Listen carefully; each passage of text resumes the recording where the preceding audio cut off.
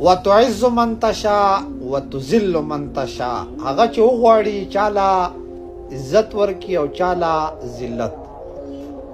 نن د شپږو لاکو علما او سربرا حضرت مولانا فضل الرحمن دامت برکاتهم العالیه دروغجن وخوت او کپتان یو دروغ.